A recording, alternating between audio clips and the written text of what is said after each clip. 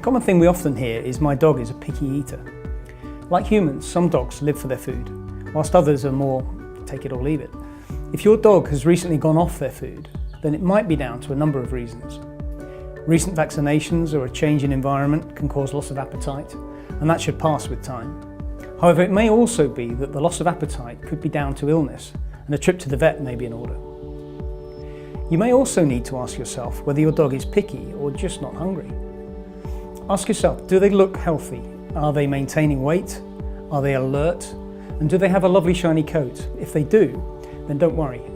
They're clearly getting enough nutrition, and it's not that they're picky, they just aren't hungry. If you are worried about your dog's pickiness, then the first thing to look at is treats. How many treats do you give them? Do you give them lots of table scraps? If you do overdo treats or feed table scraps, you may be filling them up with treats, or they're just holding out for more exciting food from your plate. Treats are great, but as with all good things, enjoy them in moderation. The other important thing to think about is, does my dog like the taste of the food I'm giving them?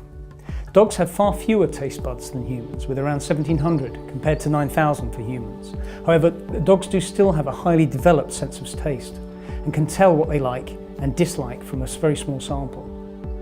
With regard to taste, cats and dogs are very different. Cats have a strong preference for fresh, clean meat and fish, and in the wild they'll normally only feed from their prey immediately after the kill. However, with dogs, they'll often bury bones and return to them later.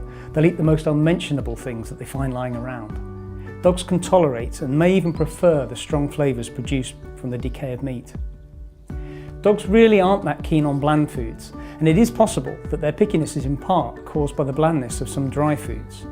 Foods made from poorly processed meat meals and fats, or with significant levels of cereal, may just be too bland for your dog's taste. Also, everyone knows that the sense of smell is extremely important to the dog. They have a huge number of smell receptors compared to their body size, and smell therefore plays a major part in determining whether or not the food is attractive enough to eat. If you do have a picky eater, try foods with stronger tastes and aromas.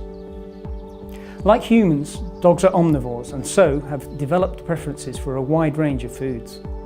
Dogs can detect the standard bitter, sour, salty and sweet flavours.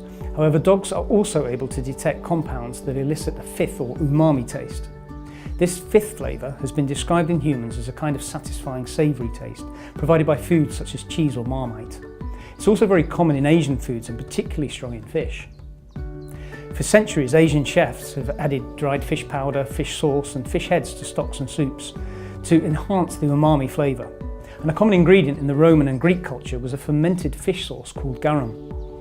It's the fermentation of fish that enhances the glutamic acid that is responsible for delivering the umami taste in these sauces.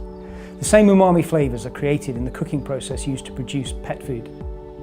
So, if you're worried about your dog being picky, first make sure that you aren't over-treating them, and try other foods, and try ones with stronger tastes and smells.